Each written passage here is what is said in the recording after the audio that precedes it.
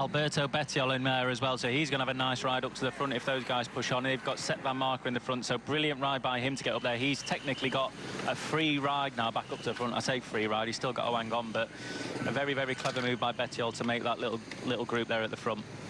Oh, absolutely loving it. 52 kilometres to go, and it seems like we've skipped over so much today. How much hurt is there going to be? Well, this is a short loop before we come back to the Kemmelberg for the final time of asking, but it's full of climbs.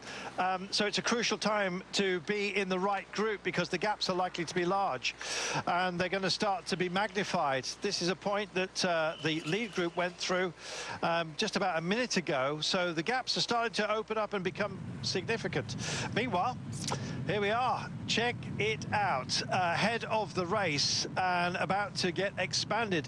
I think Matteo Trentin has had a great day so far. He's had a great day so far, although we've seen him quite early on, Carlton. If you remember, he was on his own just coming into a few of the corners. He's very good at positioning himself, very, very strong rider, but ultimately Matteo Trentin, for me, he always seems to forget about his super fast finish that he's got. He's one of the fastest finishers in the peloton. He's been up there in bunch sprints before, won bunch sprints before, but we always see him go on the attack quite early. He doesn't always back himself on these classic days, which is, it's not what you want to see, but I think he might show his cards too soon going into the finish. If this group's make it, I'm not sure if they will with this potential behind, with these guys behind. Let's see. I always feel sorry for those who've pushed themselves to the limit, and then they look behind and they see this sort of talent, this sort of ability, and it's collectivizing, isn't it? Look, this is Degenkolb coming up with Kasper Asgreen right now. This is absolutely fantastic. With 33 seconds was the gap, so I was maybe a little bit unkind to G2, but G3 is way, way back. It's still ground to make up, let's not forget. Oh, not what you want at all, and that's Claes. Dimitri Claes, he's not alone. Mickey Shah, Mickey Shah, sorry, apologies. Just trying to see who it is. It's, wait a moment, let's wait and see. Shah is there, but, No, it's not Shah, no, it's not. Carlton, it's not Shah.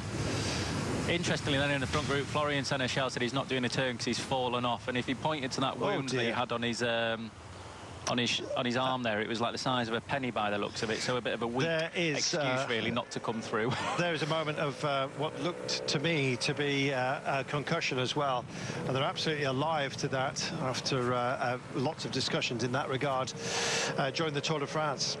Well, I believe, and I'm tentatively asking, that we may well be joined by, well, quite frankly, Ardennes royalty.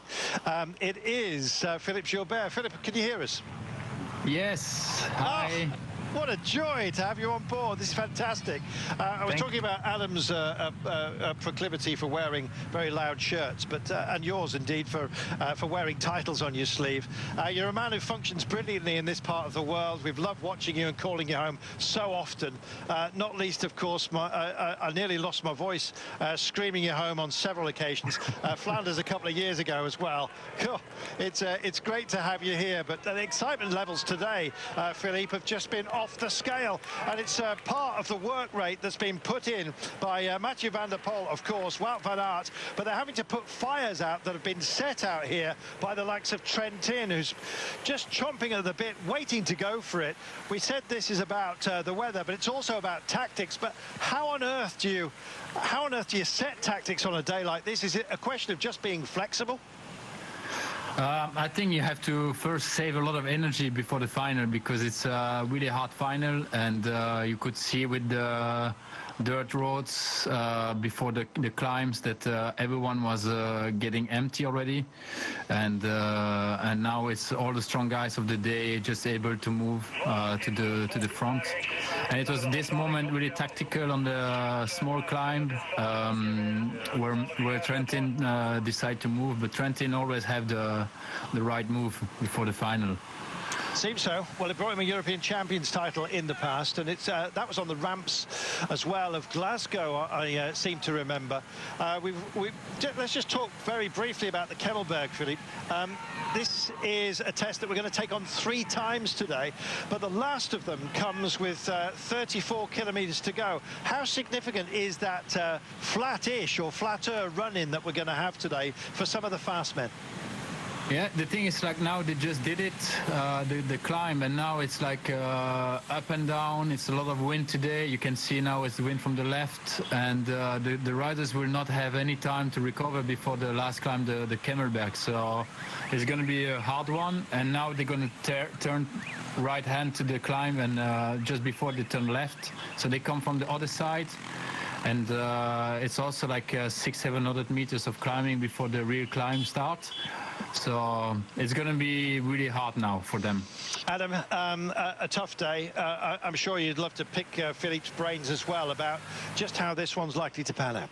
Definitely. I think for me, Phil, you've got the 2 races. You've got the one at the front, which, you know, they're also thinking at the back of their minds, Van der Poel and Wout van Aert are going to come across. Do you think they're going to attack earlier, sooner than later? And if you were in that second group now, what would you be thinking with those 2 riders in there? I think it's like you have the 3 riders from the Koenig together. This is something more important. If I was them, I would keep them with me and try to let's organize a group until the final, because if they move with 2, even if it's Van Aert and Van der Poel, it's going to be hard to come back on this group, because they look really good organized. And I think they're going to be able to do a fast climb also of the Kemmer, because look now, they just ride smoothly, and they will not hit the climb as hard as the group here that we see on the image now. And in the group at the front there, Philip, who would you say is the strongest rider and the one to watch out of those guys? I think sometimes not the strongest, but the smartest. And like Gianni Vermeersch is like one of them.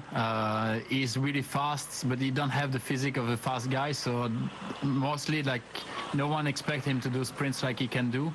So maybe if he's smart, he will just follow and surprise them. We've been talking, Philippe, about how we personally would love to see Luke Rowe get the reward for being road captain, and he's in such a great position at the moment. He's been up towards the 4 in the pass, as in Milan-San Remo and the like. Occasionally, as commentators, you kind of find yourself hoping that somebody will come to the fore, especially those who've had a little bit of bad luck.